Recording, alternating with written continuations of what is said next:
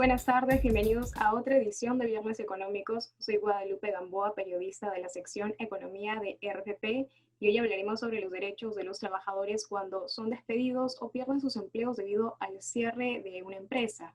Para conversar sobre ese tema nos acompaña Germán Lora, abogado laboralista. Bienvenido. ¿Cómo está? Buenas tardes, ¿qué tal? Muy buenas tardes. Bien, para poner en contexto, según el INEI, ha sacado esta semana unos datos nuevos sobre el empleo. En estos últimos 3 meses, solo en Lima Metropolitana, cerca de 1.320.000 personas han perdido sus empleos. Una pregunta muy común al momento de ser despedidos es, ¿qué deben tener en cuenta esos trabajadores? ¿Cuál es la compensación que deben recibir? Es que no necesariamente la pérdida de los puestos de trabajo que se plantean pasan por un despido, ¿no? La extinción del vínculo laboral tiene diversas razones, ¿no? Desde el fallecimiento del trabajador, el mutuo disenso con el trabajador, la renuncia y fundamentalmente el vencimiento de los plazos estipulados en un contrato de trabajo a plazo fijo. Entonces, y otra razón podría ser la desvinculación originada como un despido, como un acto unilateral del empleador. Entonces, tendríamos que ver en qué figura de la desvinculación laboral, de la finalización del vínculo laboral, nos encontramos para poder ver qué beneficios tiene un trabajador. Pero a grandes rasgos, un trabajador desvinculado, cualquiera fuera su razón, tiene derecho a la liquidación de beneficios sociales, que son los beneficios que el trabajador ha generado hasta la fecha de término de su relación laboral. Por ejemplo, hoy día estamos 17 de septiembre, si un trabajador es vinculado hoy, 17 de septiembre, tiene derecho a remuneraciones hasta el 17 de septiembre, las remuneraciones del 1 al 17, tiene derecho a un proporcional de la gratificación de diciembre, tiene derecho a un proporcional de la CTS que se va a depositar ahora en noviembre, tiene derecho a cualquier otro beneficio que sea devengado durante estos meses, y a las vacaciones, tanto las vacaciones pendientes de goce como a las vacaciones que se debían haber devengado durante este año. Entonces, fundamentalmente esos son los beneficios que uno tiene. Y para terminar esta primera parte, el beneficio de la participación en las utilidades no se genera como consecuencia de la extinción del vínculo al momento en que el trabajador se va, sino que se tendrá que verificar si la empresa generó utilidades a fin de este año y las mismas van a tener que ser repartidas en los primeros meses del 2021. O sea, si un trabajador es despedido este año, podría cobrar sus utilidades el próximo año. Si un trabajador se desvincula de la empresa, deja de tener vínculo laboral con la empresa, cualquiera fuera su causa, se le pagan todos los beneficios laborales generados hasta el momento, salvo la utilidad, efectivamente, vamos a ver si se tiene utilidad este año y se pueden repartir en el año 2021. Por eso que los trabajadores que han sido desvinculados o que han terminado su relación laboral con una empresa en un año, siempre tienen que estar atentos el próximo año a ver si la empresa publica en en los diarios la convocatoria para que pasen a cobrar las utilidades. Ahora me comentaba que esto es a grandes rasgos, porque depende si el trabajador fue despedido, si su contrato vence o si por algún motivo Correcto. fallece. Entonces, ¿qué aplicaría para aquellos trabajadores que han sido desvinculados y que trabajan? Eso solamente aplicaría para quienes trabajan en planilla, ¿cierto? Lo que estamos conversando ahora es los trabajadores que formalmente trabajan en una planilla, ya sea del sector privado o público, fundamentalmente, ¿no? Los que trabajan fuera de planilla no les alcanza lo que estamos conversando, ¿no? Y ya ellos tendrán que hacer una demanda judicial para que le reconozcan que su relación fue laboral y por lo tanto se generen más allá de los beneficios que hemos conversado, porque ahí tendría que haber un reintegro de todos los beneficios que no se le pagaron en los 2, 3, 5 años que estuvo en la empresa. Bien, me comentaba que también dependía de cómo había estado la situación de la empresa. En los casos en los que las empresas han tenido que cerrar definitivamente por las crisis que está ocurriendo, ¿cuáles son los derechos de los trabajadores? ¿Qué se les debe comunicar? A ver, existe en la legislación peruana una posibilidad de cesar masivamente, colectivamente a los trabajadores por una razón que se denomina liquidación y disolución de empresa. Y entonces, las empresas que optan por ya no existir, por disolverse y liquidarse, tienen la obligación de comunicar a los trabajadores, luego de adoptado el acuerdo de disolución y liquidación, que los trabajadores tienen hasta 10 días posteriores para salir de la empresa porque ya la empresa no va a seguir funcionando. Va a desaparecer como entidad empleadora, por lo menos. Si la empresa quiere desvincular a esos trabajadores, esos trabajadores tienen derecho a la liquidación que hemos mencionado, tienen derecho a la liquidación de beneficios sociales. Y si la empresa quiere reducir ese tiempo y quiere que no se vayan los trabajadores en 10 días, sino que se vayan mañana, ¿no? Porque ya la empresa está cerrando, entonces tiene que pagarle el sueldo esos 10 días al trabajador como un corte del preaviso que está obligada a hacer, que son 10 días. Pero no tienen más. El único beneficio que tienen los trabajadores fuera de esta liquidación de beneficios sociales que hemos mencionado, que es todos los beneficios que de alguna manera le debo al momento del corte, ya sean truncos fundamentalmente, remuneración, gratificación, CTS, vacaciones, son los fundamentales, ¿no? Y después son los legales. Y después vienen los otros beneficios que pueden ser bonos que la empresa ha otorgado, beneficios pactados por convenios colectivos, pero fundamentalmente lo que hemos mencionado, remuneración, gratificación, CTS y vacaciones. La única manera de tener un beneficio adicional a estos es cuando el empleador desvincula sin una causa justa al trabajador. Es decir, no hay una renuncia, no hay un mutuo disenso, no hay un fallecimiento, no hay un vencimiento de contrato, sino lo que hay es que el empleador decide unilateralmente, por ninguna causa, arbitrariamente, incausadamente, desvincular a un trabajador. En ese caso, los trabajadores tienen derecho a lo que se conoce la indemnización por despido arbitrario o incausado, que es un sueldo y medio por mes laborado, por año laborado, perdón, un sueldo y medio por año laborado, con un tope de 12 remuneraciones. Y si el desvinculado de esa manera es un contratado a plazo fijo, la indemnización por despido arbitrario es un sueldo y medio por mes que falte terminar el contrato. Entonces, la indemnización es un beneficio que se paga sola y exclusivamente a los trabajadores que son desvinculados sin ninguna causa justa para hacerlo, sin ninguna causa legal. Esa indemnización depende si estás en un contrato a plazo indefinido, que es un sueldo y medio por año de servicios, o si estás en un contrato a plazo fijo, que es un sueldo y medio por mes que falte terminar el contrato. En ambos casos, con un tope de 12 remuneraciones. En caso a una persona le ocurra esto, que fue desvinculada sin motivo, ¿qué procedimientos debe seguir para poder llegar a esta compensación?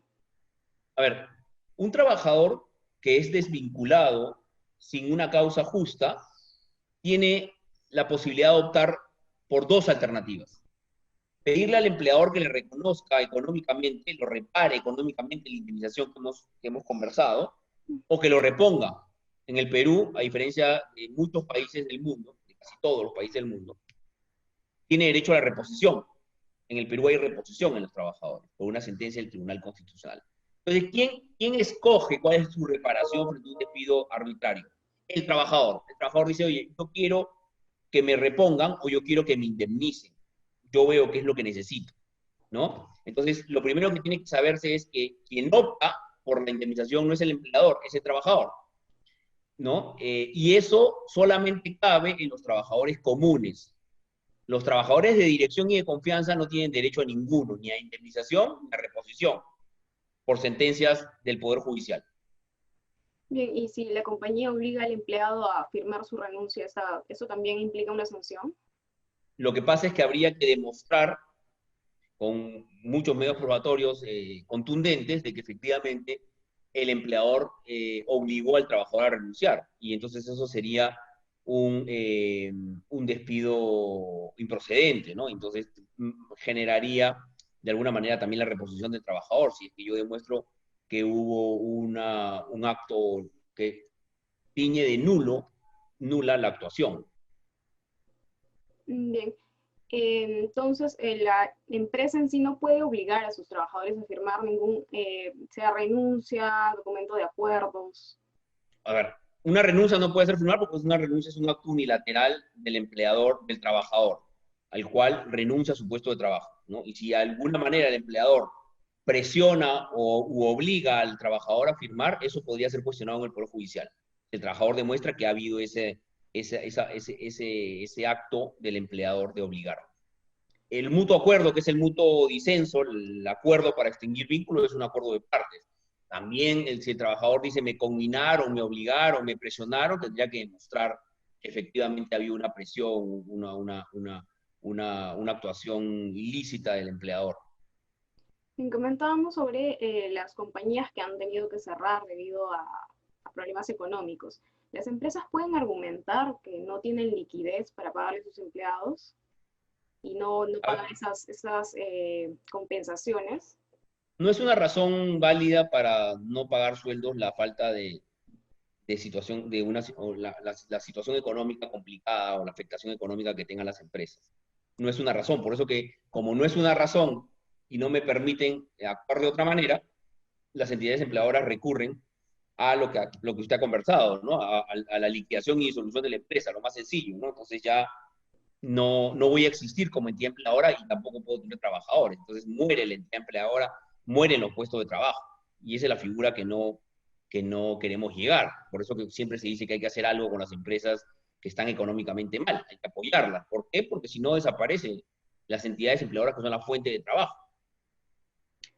Ahora, si una persona se da cuenta que la empresa con la que laboraba no ha cumplido con los pagos que debía hacerle, ¿hay algo que pueda hacer, algún recurso al que pueda acogerse? Lo que normalmente se recomienda cuando un trabajador o un empleador no ha cumplido con las obligaciones laborales a favor de su trabajador, se le dice al trabajador que vaya a SUNAFIL a presentar el reclamo, ¿no? Pero yo siempre lo digo y lo repito cada vez que puedo, que la SUNAFIL lo que hace es fundamentalmente ir a buscar a las empresas para multarlas por un incumplimiento laboral. SUNAFIL no tiene la potestad de obligarme o obligar a las empresas empleadoras a pagar el sueldo o a pagar el beneficio que se ha incumplido. Lo que hace es, le dice, oye, si tú pagas, te exonero de la multa, ¿no? Entonces, pero no hay una medida coactiva o coercitiva de SUNAFIL para que la plata llegue al trabajador, ¿no? La única forma de que la plata llegue al trabajador a través de medidas más directas es el Poder Judicial. Entonces, el trabajador, en la pregunta que usted me hace, el trabajador podría acudir a SUNAFIL para buscar a través de una presión de la imposición de una multa que el empleador cumpla con pagar. O, o la otra es directamente ya no acudir a SUNAFIL, sino pasarme por SUNAFIL y llegar al Poder Judicial directamente, sin necesidad de pasar por la Autoridad Administrativa de Trabajo, la inspectiva en este caso, y pedir una demanda judicial de pago de beneficios laborales. Es más directo, ¿no? En estos casos a veces desanima a las personas porque piensan que va a demorar mucho, es un proceso muy largo. ¿Cuánto tiempo aproximadamente pueden tomar esas denuncias? Un proceso judicial de lo más sencillo puede tomar 3 años, ¿no? 3 años, el más largo ya verán, pero un proceso judicial sencillo puede tomar hasta llegar quizás a casación, puede llegar a 3, 4 años. Entonces, eh, es bastante tediosa el camino que hay que seguir para el cumplimiento de obligaciones laborales, ¿no? Sí. Otra consulta respecto al desempleo es sobre una propuesta que había hecho el MEF. Hace unas semanas la ministra de Economía había mencionado que junto al Ministerio de Trabajo evaluaban algunas medidas para la creación de medidas laborales, entre ellas un seguro de desempleo. ¿Por qué motivos considera que sería o no viable la creación de este tipo de seguros? A ver, el seguro de desempleo ya se analizó en el 2017, en los primeros años del gobierno de Pedro Pablo Kuczynski. Acuérdense que el presidente Kuczynski, cuando hace su campaña política, el único tema laboral que plantea es el seguro de desempleo. Cuando entra al gobierno y analiza el seguro de desempleo, hace una comisión para analizar el seguro de desempleo, se vio que no era factible. ¿Y cuáles son las razones por las cuales en el Perú no es factible aplicar el seguro de desempleo? Porque en el Perú solamente el 7% de las extinciones de vínculos laborales son por despido. Casi ningún empleador despide en el Perú. Muy pocos. ¿Por qué casi nadie despide en el Perú? Porque en el Perú existe la reposición. Entonces nadie despide. Y el seguro de desempleo se aplica cuando se despide al trabajador, porque es un daño que yo le genero al trabajador de despedirlo sin una causa justa. El seguro de desempleo no se aplica cuando el trabajador renuncia, no se aplica cuando hay un mutuo disenso, no se aplica cuando vence el contrato de trabajo, ¿no? El seguro de desempleo se aplica fundamentalmente cuando el trabajador, por un acto unilateral del empleador, pierde el puesto de trabajo. Y en el Perú nadie despide, ¿no? Segunda razón, en el Perú el 70% de los contratos de trabajo son a plazo fijo. Entonces solamente existe un 20-30% de contratados a plazo indefinido. O sea, el seguro de desempleo no aplica en los contratos a plazo fijo, ¿no? Y la tercera razón, que ahorita debemos estar en 75-76% de informalidad laboral, ¿no? O informalidad en general de las relaciones de trabajo, sean laborales o no. Y entonces tampoco es un ámbito, la informalidad laboral no permite tampoco que pueda darse un seguro de desempleo. Entonces el seguro de desempleo en el Perú es inaplicable, porque nadie lo va a utilizar. Y hablando de estas medidas que se deberían implantar en el Perú en materia laboral, ¿qué medidas considera que faltan, que no se están dando en el país y se necesitan? Yo lo que creo es que necesitamos una legislación laboral más sencilla, más simple y menos compleja como la que tenemos hoy, ¿no? Creo que debería por lo menos existir por estos siguientes 2 años algún contrato de trabajo que le permita al empleador ir reactivándose en su actividad económica y le permita ir contratando de manera progresiva, de acuerdo a su necesidad, y no embarcarse en un contrato a plazo indefinido, que al final es una carga permanente, porque si yo contrato a alguien a plazo indefinido nunca lo puedo sacar porque tiene derecho a reposición, salvo que cometa falta grave, ¿no?